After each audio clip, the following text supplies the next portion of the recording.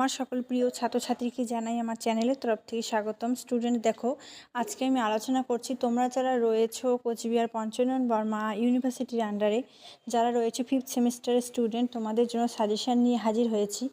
আজকে তোমরা সাজেশান পাবে ডিএসই বেঙ্গলি, ঠিক আছে, 5th সেমিস্টারের।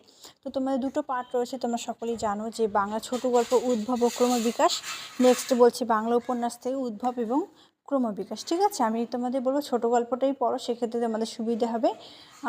তো যারা উপন্যাস নিয়েছো, ঠিক আছে, তোমরা উপন্যাসটাও করতে পারো। তো আমি আজকে আলোচনা করবো ছোটো গল্প থেকে সাজেশান, ঠিক আছে। তো দেখো, আমি আলোচনা করছি। প্রথমে আমি 15 মার্কের প্রশ্ন আলোচনা করছি। তোমরা একটু ধৈর্য সহকারে খাতাটা বের করো এবং লিখে নিবে, সুবিধে হবে। খাতায় না লিখলে কিন্তু হবে না, ঠিক আছে। যে স্ক্রিনশট মেরে রাখবে হবে না, তোমাদের খাতায় লিখতেই হবে। তো তোমরা এখনই লিখে নাও। দেখো, বিংশ শতকের প্রথমার্ধে বিভিন্ন রাজনৈতিক আন্দোলনের নির্ভর ছোট গল্পের ওপর একটি নিবন্ধ রচনা, বোঝা গেল। নেক্সট, সৈয়দ মুজতবা আলীর নোনাজল গল্পে গঠন কৌশল সম্পর্কে আলোচনা করো। তারপর ধরা বিয়ে গল্পের সমাজ বাস্তবতার স্বরূপ বিশ্লেষণ করো। নেক্সট প্রশ্ন, ঠিক আছে, নেক্সট প্রশ্ন আলোচনা করছি। নেক্সট প্রশ্ন রয়েছে এখানে তোমাদের বাংলা ছোট গল্প বলতে কী বোঝো, বাংলা ছোট গল্পের ক্ষেত্রে বনফুলের অবদান। তারপর শরৎচন্দ্র চট্টোপাধ্যায়ের মহেশ ছোট গল্পের গফুর চরিত্রটি সম্পর্কে আলোকপাত করো। আমি মহেশ গল্পের বিস্তারিত আলোচনা করেছি, দেখে নেবে। তারপর 1920 শতকের আর্থসামাজিক প্রেক্ষাপটে বাংলা ছোট গল্পের যে গতি প্রকৃতি রয়েছে সেটা আলোচনা করবে। তারপর আলোচনা করবে তোমরা স্বদেশী ছোট গল্পের বৈশিষ্ট্য, এটা বললাম আগেই। ছোট গল্পের সমাপ্তির বৈচিত্র্য নিয়ে দু একটি ছোট গল্প অবলম্বনে আলোচনা করবে। তারপর আমি তো আগেই বললাম ধরা বিয়েটা তোমরা যদি নামকরণ সার্থকতাটা পড়ে যাও, যে কোনো প্রশ্নের উত্তর অনায়াসে করতে পারবে। এবং নোনাজল গল্পে সমীর উদ্দিন চরিত্রের যে ট্র্যাজেডির যে পরিচয় পাওয়া যায় সেটা আলোচনা করবে। এবার নেক্সট প্রশ্ন যদি যাই, তাহলে আমরা এখানে দেখতে পাবো যে এখানে আছে তোমাদের মহেশ গল্পে কৃষক বনাম শ্রমিকের দ্বন্দ্ব, নিজের ভাষা আলোচনা, এটা বললাম। দেশভাগ নিয়ে বাংলা ছোট গল্পের আলোচনা করবে। মধু গল্পের নামকরণের যে সার্থকতা সেটাটা আলোচনা করবে।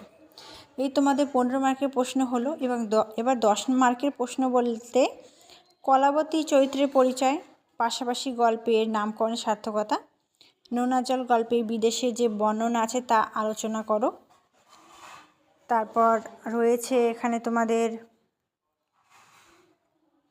নেক্সট বলছে যে কল্লোল গোষ্ঠীর অবদান, ঠিক আছে। বাংলা ছোট গল্পের ধারায় কল্লোল গোষ্ঠীর অবদান very very very very important প্রশ্ন, আসার সম্ভাবনা প্রবল রয়েছে। তারপর তোমরা পড়বে এখান থেকে 10-এর থেকে এই 2-1টা পড়লেই হবে, কারণ সেখান থেকে 15 থেকে কিছু প্রশ্ন কমন পেয়ে যাবে। 5-এর বললে আমরা দেখতে পাই তর্করত্ন, ঠিক আছে, মহেশ গল্পের তর্করত্ন। হাসির গল্পকার পরশুরাম সম্পর্কে টিকা। তারপর বাংলা ছোট গল্পের নারী স্বাধীনতার যে অভিব্যক্তি রয়েছে সেটা, ঠিক আছে। তারপর মেজ সারেং, ঠিক আছে, শীতলা। তো এগুলি এবার শিবুবাবু, ঠিক আছে, মহেশ গল্পে যে শিবুবাবু সেটা একটু পড়বে। তারপর মোটামুটি এই প্রশ্নগুলো পড়লে কিন্তু কমন পেয়ে যাবে। এবং তোমাদের যে ছোট গল্পগুলো রয়েছে যেমন ধরা বিয়ে, নোনাজল, মহেশ, ঠিক আছে, পাশাপাশি বনফুল, প্রত্যেকটা যদি শর্টকাটভাবেও যদি তোমরা যদি খালি সারাংশটা পড়ে যাও, তাহলেও কিন্তু পাস মার্কটা চলে আসবে। কারণ সেই গল্পগুলি কিন্তু খুব একটা বড় নয়, ঠিক আছে, খুব একটা বড় নয়, একদমই বড় নয়। গল্প তোমরা কিন্তু গল্পটা অ্যাটেন্ড করো এবং যে কটা গল্প রয়েছে একটি গল্প কিন্তু স্কিপ করতে পারো, যেহেতু তোমাদের অথবা পাবে। স্কিপ করতে পারো একটি গল্প যেটা তোমাদের খুব একটা ভালো লাগছে না, সেটা তোমরা স্কিপ করতে পারো। এভাবে তোমরা পড়াশোনাটা স্টার্ট করে দাও, ঠিক আছে। পুজোর 1 মাস তোমাদের তো পড়াই হবে না, অনেকে পড়বেই না, কিন্তু দিনে ঘুরো, ঠিক আছে, রাতে একটু পড়ো, অথবা যদি রাতে ঘুরতে যাও দিনে একটু পড়ো, ঠিক আছে। পরীক্ষাটা তোমার তো সবসময় থাকবে না, পুজোটা তো সারা জীবন থাকবে, তাই না? তো তোমরা একটু ভালো করে পড়াশোনাটা করবে, দেখবে পরীক্ষার রেজাল্ট কিন্তু খুবই ভালো হবে। যখন রেজাল্ট ভালো হবে তখন কিন্তু আনন্দে আত্মহারা হয়ে যাবে। তো একটি সুখের দিনের জন্য কিন্তু অনেকগুলো কষ্ট দিন কিন্তু পার করতে হয়। Thanks for watching after all, thank you সকলকে।